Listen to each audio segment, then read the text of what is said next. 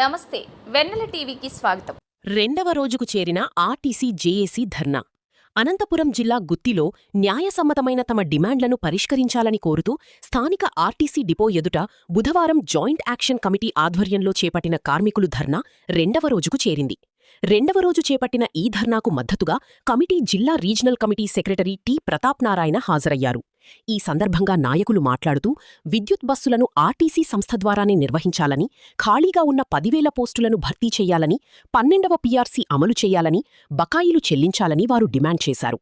ఈ కార్యక్రమంలో కమిటీ జిల్లా regional committee secretary T Pratap Narayana, రాష్ట్ర ఉపాధ్యక్షులు రామాంజనేయులు, గ్యారేజ్ సెక్రటరీ శ్రీనివాస్ గౌడ్, పీకే రాముడు, ఆంజనేయులు, శివశంకర్ యూనియన్ నాయకులు మరియు జేఏసీ కార్మికులు పాల్గొన్నారు.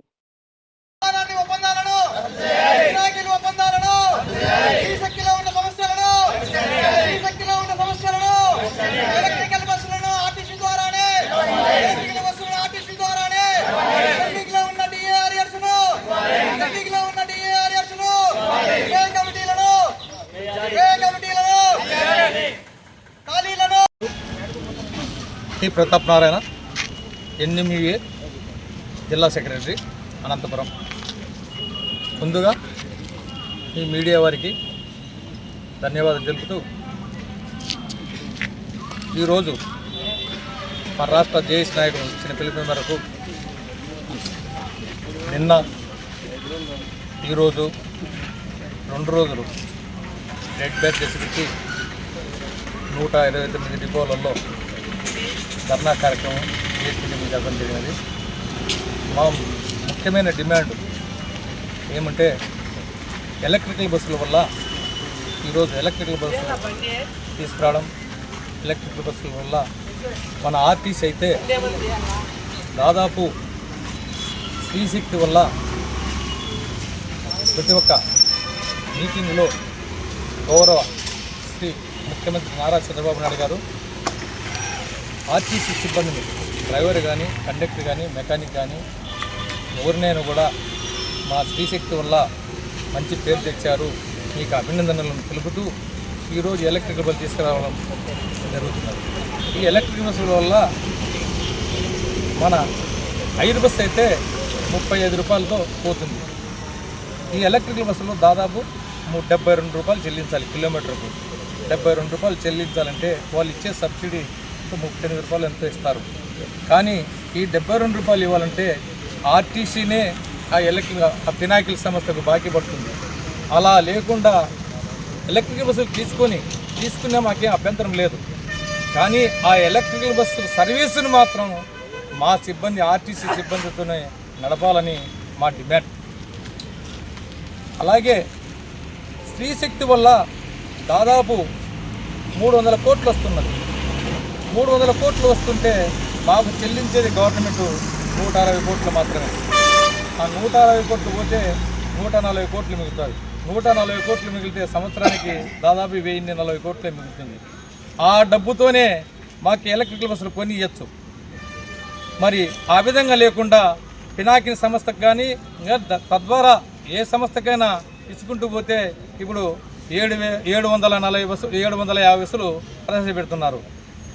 స్టేట్ లెవెల్లో ఇప్పుడు 4 డిపోలు మూతపడినాయి. రీసెంట్గా అనంతపురం డిపో కూడా పీకేసారు, సగం గ్యారేజ్ ఆక్రమించుకున్నారు.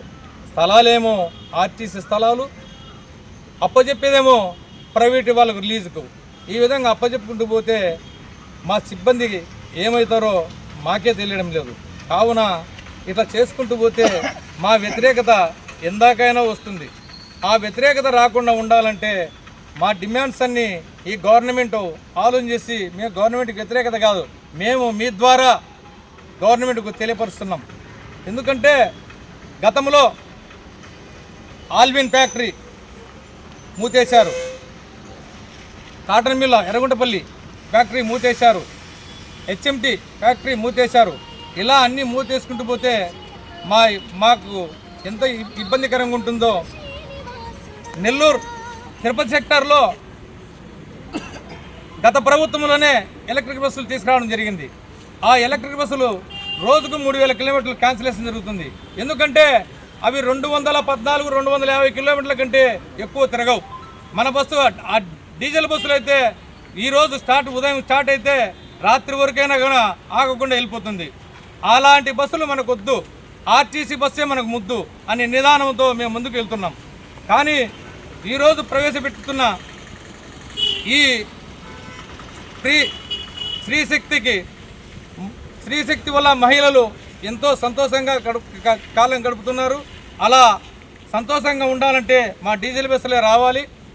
మాకు రావాల్సిన డిఆర్ఇయర్స్ కానీ ఇవ్వలేదు, ఐఆర్ ప్రకటించలేదు, పిఆర్ చేయలేదు, మాకు రావాల్సిన ఎన్కాష్మెంట్ కూడా ఇవ్వలేదు, మాకు రావాల్సిన అన్ని సౌలభ్యాలు కూడా ఇవ్వలేదు. ఈరోజు మాకు దాదాపు 4000 బస్సులు కొని మాకు ఇవ్వాలి. 4000 బస్సులు కొనాలి.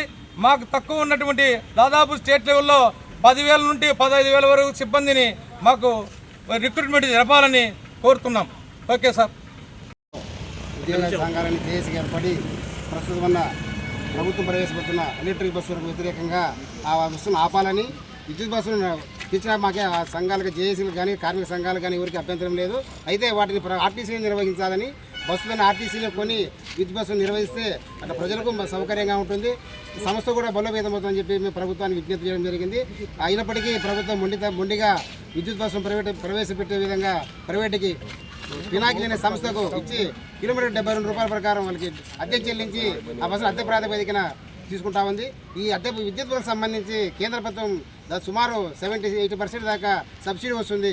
ఆ సబ్సిడీ కూడా ప్రైవేటు వ్యక్తులుగా చెందాలనే ఉద్దేశంతోనే ప్రభుత్వం ఈ విధమైన కుట్రపన్ని ఈ సంస్థ నిర్వీర్యం చేసే భాగంగానే విద్యుత్ బస్సులు ప్రవేశపెట్టి మొదటి దశలో 750 బస్సులు, వచ్చే సంవత్సరానికి 1450 బస్సులు, ఈ విధంగా 2029 నాటికి పూర్తిగా ఆర్టీసీని నిర్వీర్యం చేసే ప్రక్రియలో భాగంగానే ప్రభుత్వం ఈ విధమైన కార్యక్రమం చేస్తామని చెప్పేసి జేఏసీగా భావించే రాష్ట్ర స్థాయిలో అన్ని సంఘాలు, ఆర్టీసీలో ఉన్న అన్ని సంఘాలు కూడా జేఏసీకి ఏర్పడి ఈ ప్రభుత్వ విధానాలకు వ్యతిరేకంగా పోరాడాల్సిన అవసరం అని చెప్పేసి రాష్ట్ర కమిటీ నిర్ణయం మేరకే ఈరోజు కూడా అన్ని 120 రాష్ట్ర వ్యాప్తంగా 129 డిపోలందు కూడా ఈ గేట్ మీటింగ్లో ధర్నాలు పెట్టి చేయడం జరిగింది. అలాగే గత నెల 5 రోజులు 16, 17, 18, 19, 20 తారీఖుల్లో రాష్ట్ర వ్యాప్తంగా 5 సదస్సులు ఈ ఉద్యమ సన్నాహక సదస్సులు నిర్వహించి అన్ని ఆర్టీసీలో ఉన్న ఉద్యోగులందరినీ కూడా రాబోయే ఆందోళన కార్యక్రమానికి, ఉద్యమానికి సమాయత్తం చేసే భాగంగానే ఈ కార్యక్రమాన్ని కూడా రాష్ట్ర కమిటీ ఆదేశం మేరకు, జేఏసీ ఆదేశం మేరకు కూడా ఈ కార్యక్రమాన్ని నిర్వహిస్తున్నాం.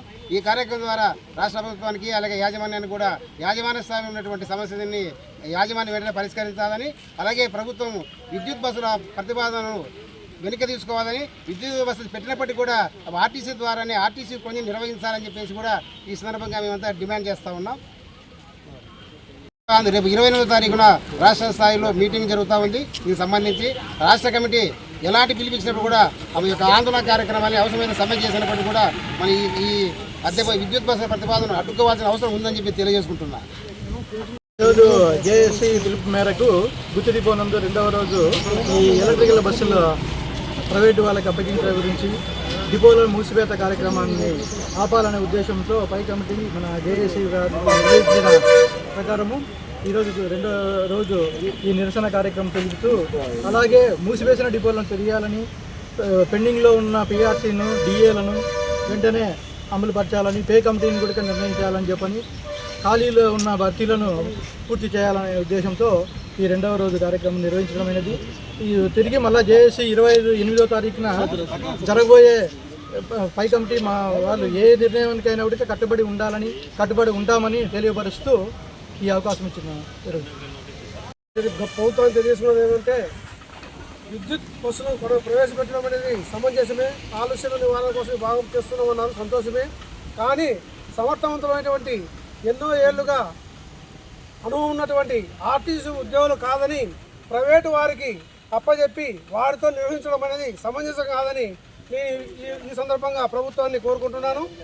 అదేవిధంగా కెపాసిటీ మించి సర్వీస్ చేయగల సమర్థమైన బస్సును వదిలి అరకొర కెపాసిటీ తిరిగినటువంటి ఎలక్ట్రికల్ బస్సులు ప్రవేశపెట్టడం ద్వారా ఇప్పుడు ఉన్న రద్దీకి ఈ బస్సులతోనే సాధ్యపడడం లేదు. మరి ఎలక్ట్రికల్ బస్సుల్ని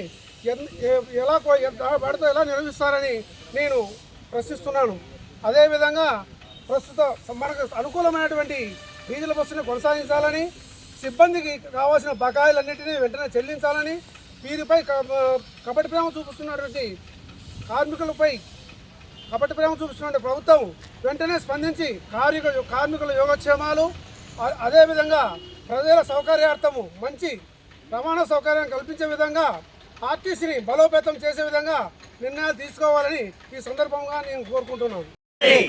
సోదరులారా, ఈరోజు రెండవ రోజు నిరసన గేట్ మీటింగ్ తిరుగుతున్నాం. కారణం ఈ ప్రైవేట్ బస్సులు పినాకిల్ కంపెనీకి సంస్థకు అప్పచెప్పడం జరిగింది. అందులో భాగంగానే మేము ఈరోజు నిరసన వ్యక్తం చేస్తున్నాం. మన ఐఆర్ కానీ, డిఏ కానీ, తర్వాత లీవ్ ఎన్కాష్మెంట్ కానీ, ఇంకా చాలామందికి చాలా ఇవ్వలేదు. దీనివల్లే అది అందరికి ఇవ్వాల్సిందిగా కోరుచున్నాము. తర్వాత డిపోలు, మున్సిపల్ డిపోలు తెరవాలని, తర్వాత ఇంకా సమస్యలపైన గేట్ మీద తెలియజేస్తున్నాం. ఈ సందర్భంగా అందరికీ నమస్కారం తెలియజేస్తూ వినిపించుకుంటాం.